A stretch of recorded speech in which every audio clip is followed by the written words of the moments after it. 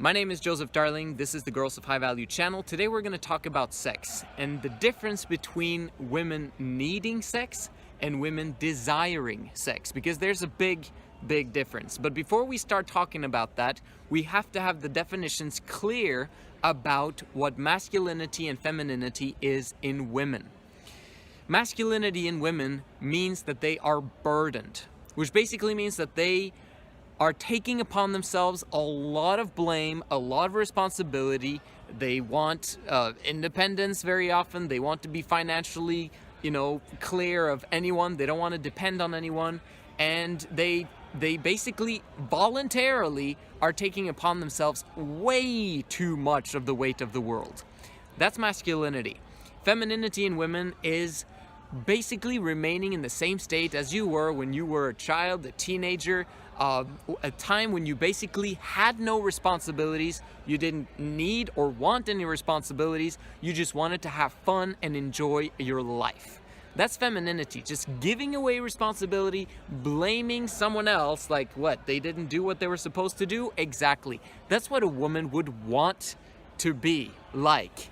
Okay, now it sounds very irresponsible, but trust me, the moment women choose femininity and to neglect the financial responsibility and other basically responsibilities and leadership and all those things that the world is trying to throw your direction, trust me, men will be doubly, triply, 5 times, 10 times more motivated to do their fair share, because they see that, oh man, these girls are not going to do anything and pick up the slack, and they're basically just playing and doing whatever they want. Let me take care and take charge and become a leader and make things happen. That's what women want men to do, but men are doing it less and less and less the more powerful women become. So let's talk about sex, and I'll try to keep it as simple as possible.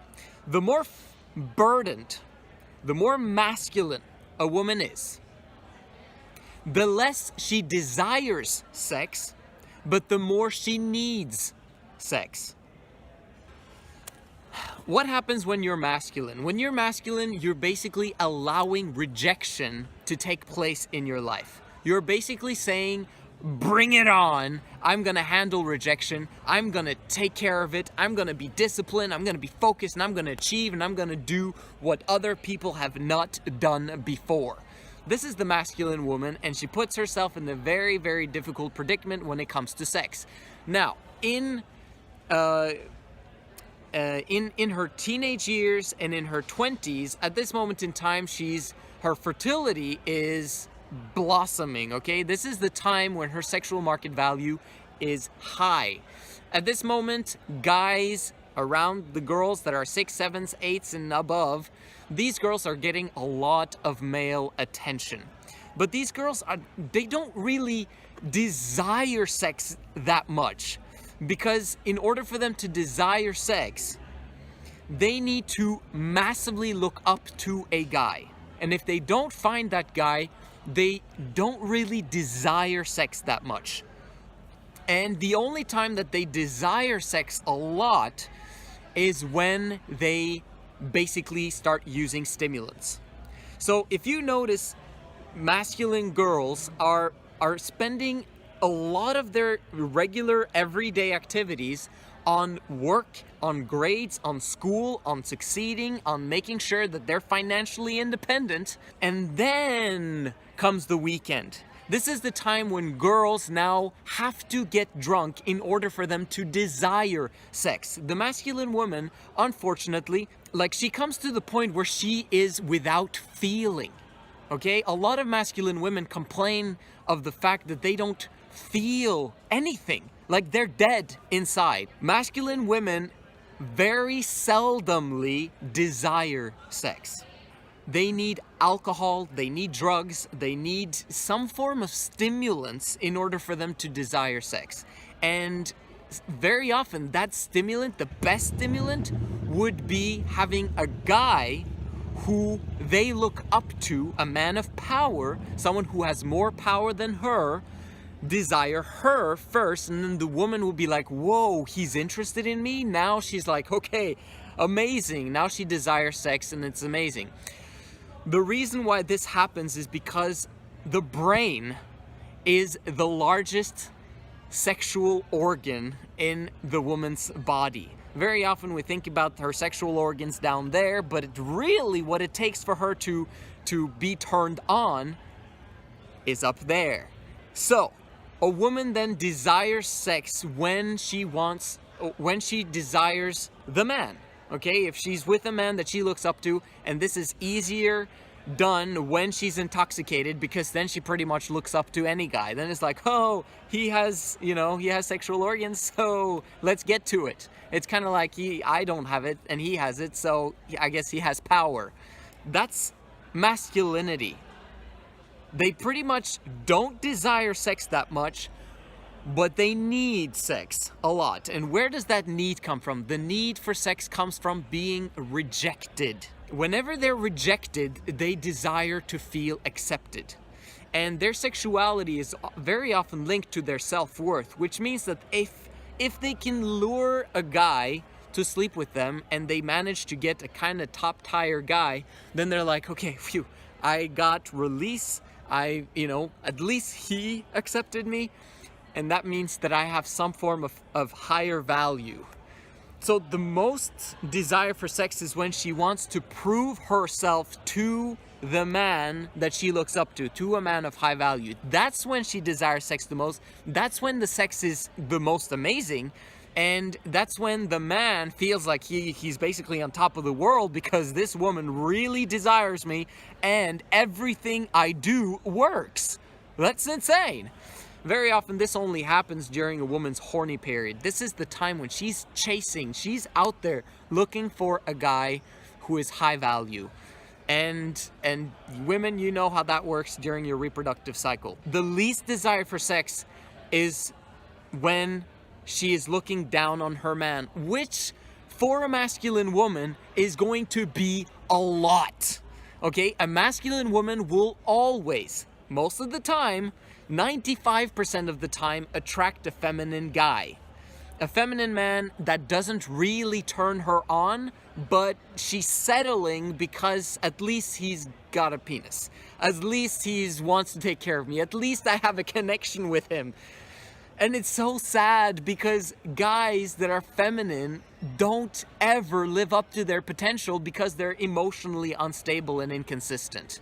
So girls, please, if you would seek for femininity in everything that you do, man, your life will be way more amazing than the masculinity that has been chosen very often these days. And it's not often you who choose it, it's society that's guiding you and telling you what you should be doing and what you should not be doing. Like, for example, Nadia was telling that she grew up in a family where they highly suggested and kind of guided her towards becoming monetarily successful. And now she knows better, and that's why she's basically trying to undo her whole psyche, everything that she's grown up with, so that she can be the feminine woman that she was born to be. All women are born to be feminine. There's no such thing that, oh, well, some women are masculine and some are feminine and we just have to accept them the way they are. No, they're like that because they're burdened. Okay, so let's go to the feminine woman. The more feminine a woman is, the more she desires sex all on her own, and the less she needs sex. The most desire for sex is when she looks up to her man, okay? So the less power she has, in some ways, the more power he has. Now, you don't want to do this with the wrong guy, but with the right guy, this is perfect symmetry. This is perfect relationship. You want the man to have lots of power, and you want you to have the least amount of power as possible in the relationship. That creates the dynamic of, man, he's powerful, okay? And then you use all of your power to make him more powerful. This is insane how it works, but it just works when women understand this concept. But it's not really the women, it's the men who have to understand it. Because it's men, once they seek more power and become powerful and then alleviate the burden from women, women will naturally give the man more power.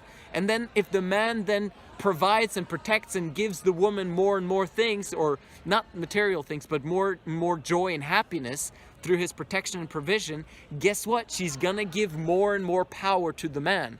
The more she trusts the man, the more power she's gonna give the man. And then the man now has too much power, so he's basically sending power down to her, and then she gives him more power again. And it's like this beautiful cycle where the man is actually becoming more and more and more and more and more powerful every single day, because he has a woman that literally worships the ground that he's walking on. Okay, and that is what's amazing, because every time a woman does this, if he's the right guy, he's gonna send down that power back to her, which will allow her to bring him further back up. The least need for sex is when the feminine woman has been sexually fulfilled by her man, when she is massively in love. That means that she is being sexually fulfilled on the reoccurring basis, which means that she doesn't need sex that much. It's the desire from the woman that turns a guy on. It's not her need for sex. It's like, I mean, yes, it's great when women need a man, right? But it's way more of a turn on when the woman desires the man. Like, she will do anything to sleep with him. It's like, oh, that guy, I want to sleep with him, and I want to do this and this and this and this to him. Like, that turns the guy on. It's very easy to understand. Men are very simple. I mentioned the more feminine a woman is, the less she needs sex.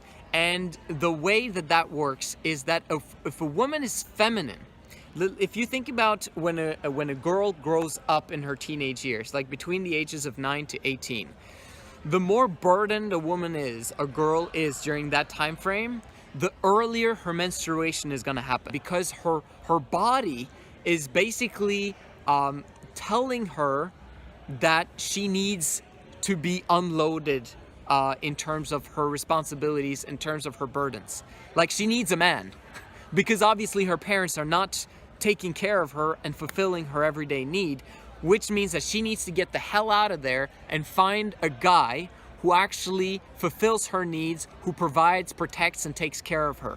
I think the perfect setting is if the menstruation can come as late as possible, and we prove that by providing and protecting the girl and unburdening her as much as possible until she is then burdened with the desire for sex. Like, the best time for a woman to secure the right guy, a high-value man, a masculine man, is when she is in her late teens, her early 20s. Between the ages of 18 and 22 is a woman's sexual market value peak. That would be the time frame when the options of potential selections would be presented to her. In that way, she doesn't have to go to college. In that way, she doesn't have to provide for herself. In that way, she doesn't have to live with her parents. She's too old for that. She's 18 to 22. And she's ready to actually create a family of her own. And this is also the best time for the female body to have children. As long as it's with the right guy, it won't destroy your life, okay? But I do recommend that once you are with the right guy, it's better for you not to get pregnant right away. It's better for you to actually start the relationship together with the right guy and then move on together through maybe a few years without kids, just to kind of enjoy being together, maybe traveling the world together, just kind of experiencing who you want to be, what your family wants, what you want your family to look like, etc., etc. So that's basically what I wanted to share with you guys for today. I hope you got a lot out of this video. It was kind of difficult to put it in words to understand it, but I know you'll understand it. This is the Girls of High Value channel. My name is Joseph Darling, and I will see you in the next video.